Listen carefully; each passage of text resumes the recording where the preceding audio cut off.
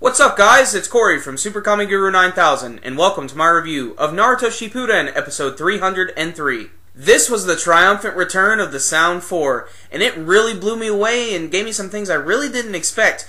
And another thing, this is another filler episode that has just given a lot of really great detailed animation, which just makes me have to question, animation teams, why aren't you putting that into the canon episodes? But I'm going to end it right there. But this episode was really good. It was a great refresher to who these characters were. It had some really cool action and some really great animation. And it was just great to see these guys again because, you know, throughout the entire episode, essentially what happens is we get these rematches between the Sound 4 and the guys they fought against. So you got Jirobu and Choji, you have Sakon and Ukon fighting against Kiba, you got Kidomaru the Spider Guy fighting against Neji, and you got Tayuya fighting against Shikamaru. And what they do is they really build these fights up really nicely, and you get to go around to each of them, and you get to see them meet each other again for the first time, and then they show a flashback of them getting their asses handed to them. And what I think is actually pretty cool here is usually they just show a flashback of the old anime series, but no, they actually took the trouble to reanimate all of these, and they look really good. They're a great refresher because I've seen those episodes a bunch of times from the Sasuke retrieval arc, but a lot of the times you forget how really memorable the Sound 4 are and how interesting their powers are. And seeing them again in this episode really makes me wish they were in Ultimate Ninja Storm 3.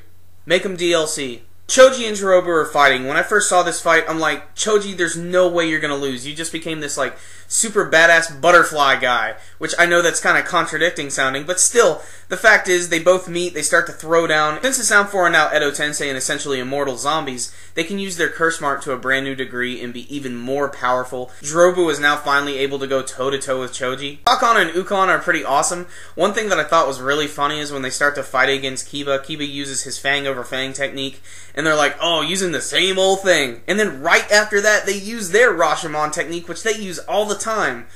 Whatever. So slowly but surely, the episode builds up to the part where our characters are obviously going to turn the battle around, and they're each going to get to do something cool to take these guys out. And I was watching this, I'm like, this is cool and all, but that is kind of a stereotypical thing. But, you know, we got to get through this. So that's essentially what happens. Choji gets to slam down on Jirobu with his big-ass hand. The scene with Kidomaru and Neji was great when he was firing his arrows at him and then Neji was just deflecting all of them.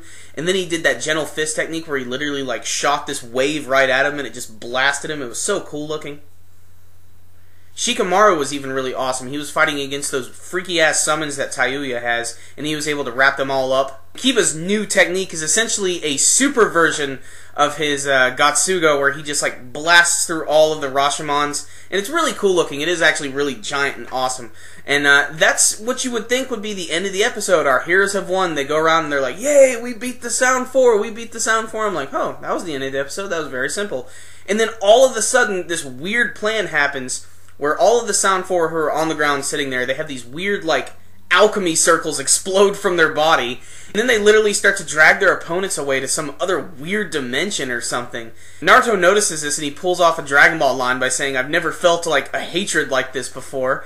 And that's where the episode closes, and it looks like there's going to be another one right after this. And I thought this was going to be a one-shot deal. I didn't expect that the Sound 4 would be getting a couple episodes. And that's pretty awesome. I didn't see that ending coming, and I thought that was really cool. First, off the bat, I'm just going to say, I'm going to give this episode a 10 out of 10. It thoroughly entertained me throughout. I loved all of the fights. I loved all of the flashbacks, which were reanimated. And it's just great to see these characters again, because they have some really interesting powers, especially Tayuya. I forgot, actually, about those weird, like, freaky things she summons, but then when I saw them again, I was like, oh god, I remember those guys.